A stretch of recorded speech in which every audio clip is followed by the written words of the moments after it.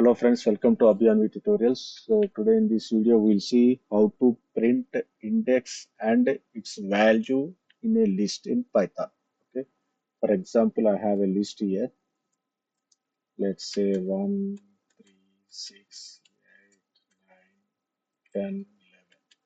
Okay.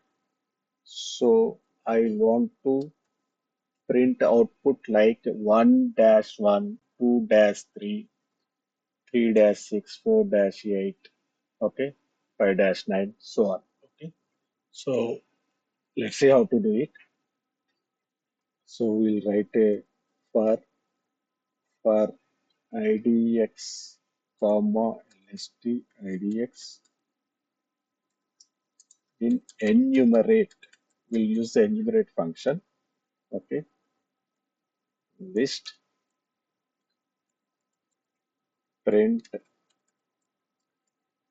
okay, idx comma hyphen comma lst idx.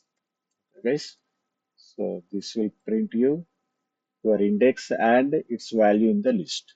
Okay guys, hope you like this video. If you like this video, subscribe to my channel Abhiyanvi Tutorials for more such amazing Python videos. Thanks for watching. Bye bye.